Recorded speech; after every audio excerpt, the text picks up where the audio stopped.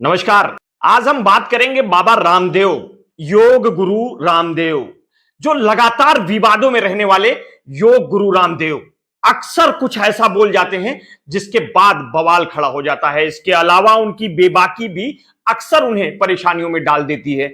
आइए बाबा रामदेव के टॉप विवाद, झूठे दावे और पर भी हम एक नजर डालते हैं। योग गुरु बाबा रामदेव अधिकांश अपने बयानों और कृत्यों के कारण सोशल मीडिया पर वायरल होते रहते हैं। बाबा रामदेव चैनल, समाचार पत्रों की सुर्खियों में बने रहना उनके स्वभाव में है। कई दफा बाबा रामदेव बयानों और अपने बेबाक बोलने के कारण विवादों में आ चुके हैं। बाबा रामदेव के बयान और विवादों का हमेशा से ही चोली दामन का साथ रहा है, जिसके कारण बाबा हमेशा से ही लाइमलाइट में बने रहे हैं। आज हम आपको बाबा रामदेव के टॉप विवादों से रूबरू कराएंगे। उसमें पहले बाबा की जन्म कुंडली जान लीजिए आप।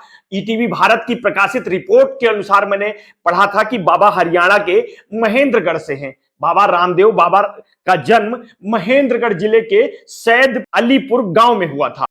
उनके पिता का नाम रामनिवास और माता का नाम गुलाब देवी है। रामदेव जब छोटे थे तो उनके गांव में एक योगी आए और उनके सानिध्य में रहकर रामदेव का मन लगने लगा। उनका रुझान वैदिक शिक्षा की तरफ बढ़ने लगा। इसके बाद गुरुकुल में शिक्षा ग्रहण करने के लिए रामदेव अपने घर से भाग गए, मगर किसी भी गुरुकुल में रामदेव को प्रवेश नहीं मिला। इसके बाद ही वे हरियाणा के खानपुर गुरुकुल पहुंचे, जहां गुरुकुल शिक्षा पद्धति से ही उन्होंने शिक्षा ग्रहण की। जब रामदेव के पिता को इसकी जानकारी मिली तो इनके पिता उन्हें लेने पहुंच गए, मगर बाबा रामदेव ने घर जाने से इनकार कर दिया। साल 1990 में बाबा रामदेव की मुलाकात आचार्य बालकृष्ण से हुई। यहां दोनों की दोस्ती हुई। गुरुकुल में ही शिक्षा ग्रहण करने लगे। बाद में बाबा और आचार्य बालकृष्ण ने हिमालय में योग एवं आयुर्वेद पर ज्ञान अर्जित किया। कितना किया इसकी जानकारी हमें नहीं है। हम इनके किसी भी दावे का समर्थन नहीं करते हैं। फिर हरिद्वार के कृपालु आश्रम में 10 नवंबर 1994 में बाबा रामदेव व आचार्य बालकृष्ण ने चैरिटेबल ट्रस्ट की स्थापना की, जहां दोनों लोग मिलकर योग कैंप लगाने लगे। साथ ही आयुर्वेदिक पद्धति से लोगों को मुफ्त चिकित्सा भी देने लगे। इसके बाद साल 2006 में पतंजलि आयुर्वेद की हरिद्वार में स्थापना की गई, जिसका सालाना टर्नओवर हजारों करोड़ रुपए है। पर गौर करने वाली बात यह है कि जो शख्स 90 के दशक तक एक पुरानी साइकिल से चलता था, उसके लिए यह निश्चित ही एक ऊंची उड़ान थी, क्योंकि 90 के दशक में बाबा रामदेव च्यवनप्राश घर घर जाकर के बेचते थे, वो भी कंटेनर में लेकर के। साइकिल का इस्तेमाल करते थे। यही नहीं, बाबा च्यवनप्राश को किराए के एल्युमिनियम के बर्तन में तैयार किया करते थे, जिसके बाद वो साइकिल पर रख करके घर घर बेचा करते थे। साथ ही वे योग भी सिखाते थे। इसके बाद बाबा रामदेव साल 1999 में लाल रंग की एक पुरानी मारुति वैन खरीदी। इसके 2 साल बाद ही रामदेव ने पुरानी मारुति जिप्सी खरीदी। यही नहीं, जो व्यक्ति कभी हरिद्वार के कृपालु बाग की गरीबी बस्ती में रहता था, वो वर्तमान समय में 6 एकड़ में बनी भव्य हवेली में शिवकुटी में रहता है, जिसकी कीमत करीब 30 करोड़ रुपए से ऊपर की बताई जा रही है। साल 2006 में कम्युनिस्ट पार्टी की नेता वृंदा खरात ने आरोप लगाया था कि बाबा रामदेव फार्मेसी में बनने वाली दवाइयां जानवरों और इंसानियों की हड्डी से बनाई जाती है, जिसके बाद से इस मामले को लेकर काफी विवाद हुआ था। बाबा रामदेव और वृंदा करात के बीच लंबे समय तक आरोप प्रत्यारोप चलते रहे। यही नहीं, रामदेव के बयान के बाद अमूमन हर बार हंगामा होता ही रहता है। कारण बाबा का उद्देश्य हर बार अपना मिलावटी माल बेचना, ना कि आमजन के स्वास्थ्य से कोई लेना देना है। बाबा रामदेव के गुरु रहस्यमयी तरीके से गायब हो गए। चर्चा का विषय रहा कि बाबा रामदेव के गुरु और दिव्य योग मंदिर ट्रस्ट के मालिक स्वामी शंकर देव 14 जुलाई 2007 में ही हरिद्वार के कनखल आश्रम से रहस्यमयी तरीके से गायब हो गए हैं, जिसके बाद 16 जुलाई को दिव्य योग मंदिर ट्रस्ट की ओर से पुलिस में गुमशुदगी की रिपोर्ट दर्ज कराई गई थी। लेकिन कई सालों तक चली जांच बेनतीजा रही। इसके बाद से आज तक उनका कोई पता नहीं चल सका। हालांकि उस दौरान चर्चाएं थी कि खुद बाबा रामदेव ने अपने गुरु स्वामी शंकरदेव को कहीं गायब करा दिया है, ताकि दिव्य योग मंदिर ट्रस्ट में वे सर्वे सर्वा बन सके। उनकी गुमशुदगी का पता न चलने के बाद वर्तमान समय में दिव्य योग मंदिर ट्रस्ट के सर्वे सर्वा बाबा रामदेव ही हैं। साल 2008 में भी डॉक्टरों पर टिप्पणी कर चुके बाबा रामदेव समय समय पर आयुर्वेद और एलोपैथ को लेकर विवाद में जुड़ जाते हैं, मगर ये कोई पहला मामला नहीं है, बल्कि इससे पहले भी बाबा रामदेव डॉक्टरों पर टिप्पणी कर विवादों में आ चुके हैं। साल 2008 में रामदेव ने आधुनिक चिकित्सा का अभ्यास करने वाले डॉक्टरों के खिलाफ टिप्पणी की थी, जिसकी काफी आलोचना हुई थी। उस दौरान आईएमए ने बाबा रामदेव पर आरोप लगाया था कि रामदेव ने एक योग शिविर के दौरान कहा था कि डॉक्टर बीमारियों के प्रचारक हैं, डॉक्टर मरीजों की बीमारियों को भुना रहे हैं। पर मामला जैसे ही तूल पकड़ता है, बाबा पलटी मारकर चुप हो जाते हैं और कई बार तो माफी मांग लेते हैं। अगर आप भूले नहीं हैं तो एक समय वो भी था जब काले धन को लेकर दिल्ली में धरना देने के लिए बाबा बैठ गए थे। बाबा रामदेव ने साल 2011 में जब काले धन को लेकर देश में धरना प्रदर्शन शुरू किया था, आए दिन नए नए विवादों में बाबा रामदेव पड़ने लगे थे। दिल्ली के रामलीला मैदान में 4 जून 2011 को हजारों समर्थकों की भीड़ को संबोधित करते हुए बाबा ने गर्जना की थी। उस दौरान बाबा रामदेव ने कहा था कि अगर आप मेरे नाम से 1 इंच भी जमीन या 1 भी पैसा बैंक में खाता में दिखा दीजिए तो आप जो कहेंगे मैं वो सजा के लिए भुगता तैयार हूं। लेकिन इस मामले के कुछ दिनों बाद ही जब बाबा रामदेव ने करीब 2.5 लाख रुपए प्रति घंटे की किराए पर चार्टर्ड विमान से दिल्ली में उतरे तो ये चर्चाओं का विषय बन गया था कि बाबा तो झूठा है। उस दौरान लोग बाबा रामदेव को लेकर तरह तरह के बात कहने लगे थे, जिसे विवाद के रूप में भी देखा जाने लगा। बाबा रामदेव जितना बवाली है उसका असर उनके सहयोगी बालकृष्ण के ऊपर भी है। वे भी फर्जी पासपोर्ट मामले में दोनों बवालों में काफी फजीहत दोनों की हुई थी। रामदेव के खास सहयोगी बालकृष्ण फर्जी पासपोर्ट और डिग्रियों के मामले में भी दोनों चर्चाओं में बने रहे। पासपोर्ट के मामले में कोर्ट ने 12 जुलाई 2012 को आचार्य बालकृष्ण के खिलाफ गैर जमानती वारंट जारी किया था। फिर उसी दिन सीबीआई ने आचार्य बालकृष्ण को हरिद्वार से गिरफ्तार कर लिया था। इस मामले में के बाद बाबा रामदेव को लेकर भी तमाम तरह के सवाल खड़े होने लगे। इसके साथ ही देश भर में बाबा रामदेव की विश्वसनीयता पर काफी थी। योग गुरु की भूमिका अदा करने वाले रामदेव गांधी परिवार पर भी टिप्पणी करने से नहीं चूकते रहे हैं।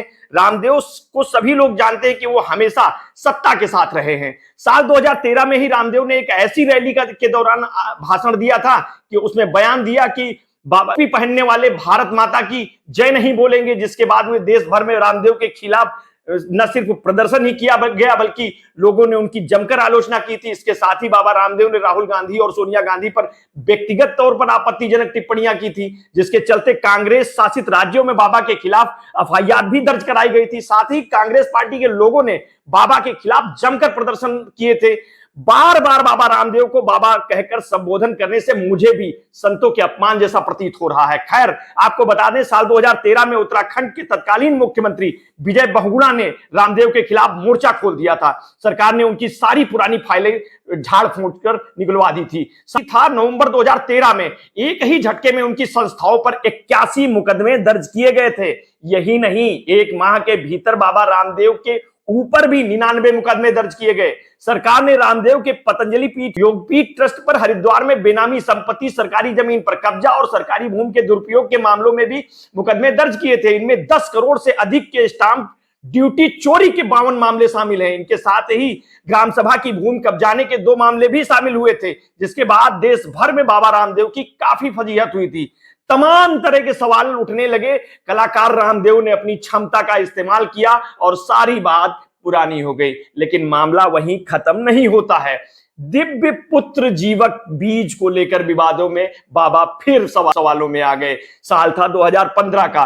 राज्यसभा की कार्रवाई के दौरान विपक्षी दलों ने संसद भवन में बाबा रामदेव की फार्मेसी में बनने वाली दिव्य पुत्र जीवक बीज को लेकर के हंगामा शुरू कर दिया था। यही नहीं, कुछ सांसदों ने पुत्र जीवक बीज के पैकेट संसद में दिखाते हुए कहा था कि ऐसी चीजों को बेचना अवैध और असंवैधानिक है। रामदेव की दिव्य फार्मेसी के इस उत्पाद पर प्रतिबंध लगाए जाने तथा उत्पादकों के खिलाफ कार्रवाई की मांग की थी, जिसके बाद दिव्य पुत्र जैविक बीज को लेकर काफी विवाद हुआ था। सरकार ने दिव्य फार्मेसी के उत्पादों को बैन कर दिया था।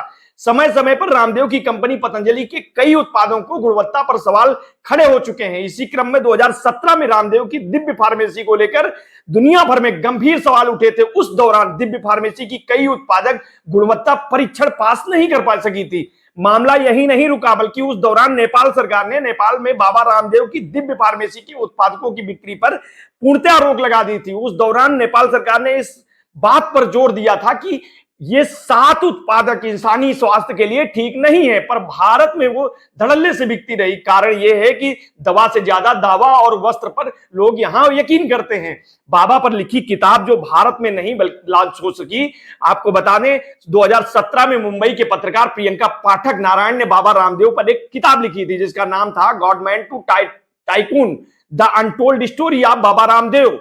इस किताब में बाबा रामदेव के जन्म से लेकर शिखर चूड़ तक की सभी जानकारियां सम्मिलित की गई थी। लेकिन अगस्त 2017 में दिल्ली की एक अदालत ने बाबा रामदेव पर लिखी गई किताब godman to tycoon the untold story of Baba Ramdev पर अंतरिम रोक लगा दी थी, जिसके बाद बाबा रामदेव को लेकर तमाम तरह की चर्चाएं शुरू हो गई थी कि आखिर उन पर लिखी गई किताब को उन्होंने क्यों पब्लिश नहीं होने दिया।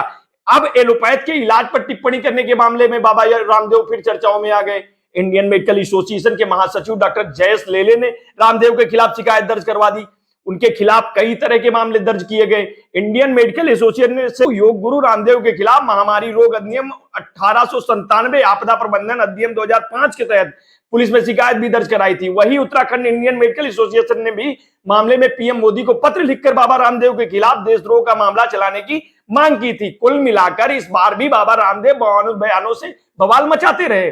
बाबा रामदेव आगे आगे चलते हैं और विवाद उनके साथ साथ परछाई बनकर चलता रहा। सुप्रीम कोर्ट ने योग गुरु रामदेव की तरफ से सह स्थापित और हर्बल उत्पादों का कारोबार करने वाली कंपनी पतंजलि आयुर्वेद को कई रोगों के संबंध में अपनी दवाओं के बारे में विज्ञापन में झूठे और भ्रामक दावों को लेकर आगाह किया है। सुप्रीम कोर्ट का कहना है कि पतंजलि आयुर्वेद के ऐसे सभी झूठे भ्रामक विज्ञापनों को तुरंत रोकना है।